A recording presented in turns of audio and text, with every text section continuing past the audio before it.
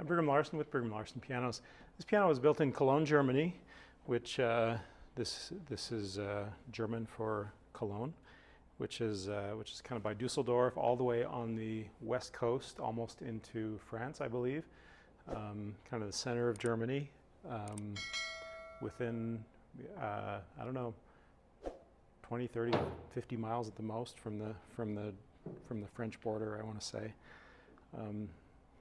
Correct me in the comments if I'm wrong on my German geography. Okay, this particular piano was probably built about turn of the century. I've been trying to figure out that serial number, but I don't know for sure. The company was established in 1837, and the last entry that they have is 1909. So I'm not sure if it was in fact manufactured before 1909, or if. But I think this is this finish just looks too good to have been, unless it was refinished at one point, to be older than 1909. That would be really impressive. Something that only the Germans could do with their superior technology. So I'm thinking that might be the case, though I don't know for sure.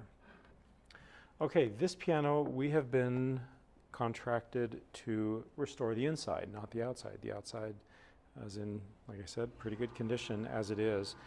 So let's check out the inside. Let's maybe start just by listening to it.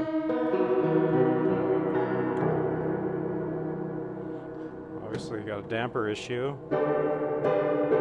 That's supposed to be a chord.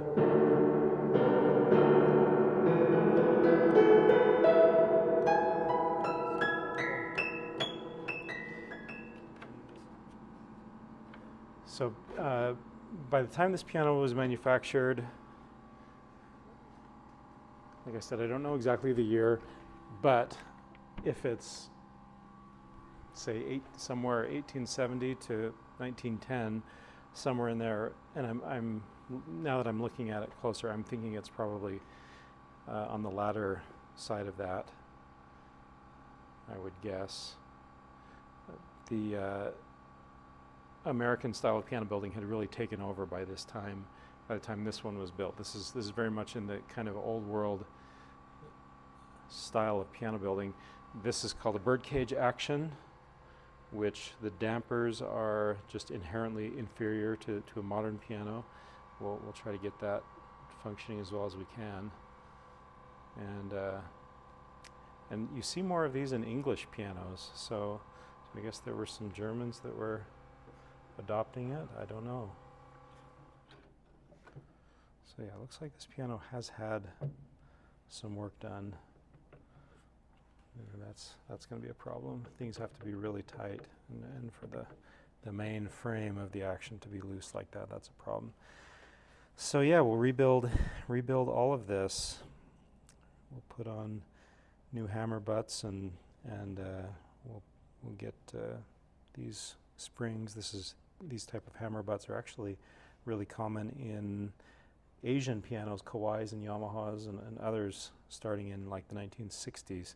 So we might be able to find a hammer butt that's really intended for Asian pianos. That'll be a good fit for that. These are much smaller hammers, like by a lot. So we'll have to probably find some other hammers and cut them down to that size so they fit. It looks like this piano has had some work done. You know, you've got dampers that have been replaced. These hammers have clearly been reshaped. And this is really interesting, the way they've got this alternating bridge design. That is very unusual. That's definitely ivory on the keys. So we'll keep that ivory original. We'll probably clean up the keys and maybe replace the bushings. These Germans, they do some interesting stuff. Got a pretty heavy-duty plate for the era, and especially for European pianos. A lot of European pianos, the plate is like a fraction of what this is, but this is going to take a whole lot of tension that a lot of those other European pianos wouldn't take. Sturdy built like a tiger tank.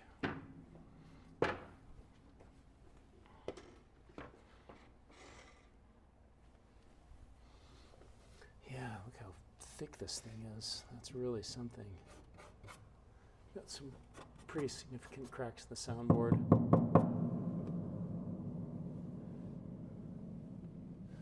And then some significant cracking on the bass bridge. We'll probably recap this bass bridge altogether. See those? Let's see. There they are.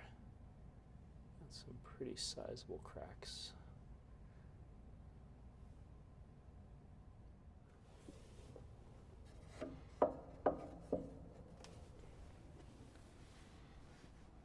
Yeah, very interesting piano. I'm fascinated to see how this one will turn out. They all kind of operate on basically the same principles. So even though, you know, there's a lot of stuff on this piano that I've never seen before, like I said, all the principles are the same. So we should be able to restore it without too much trouble. Obviously far from standard, but it'll be an interesting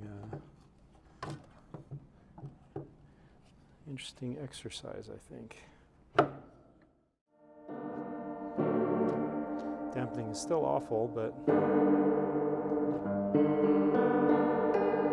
sounds like a minor chord, but that is a flat major.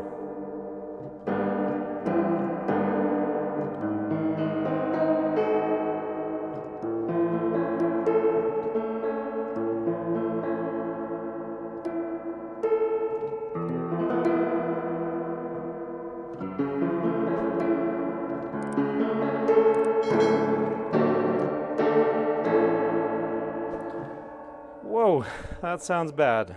Okay, well, it's going to sound good when we're done with it.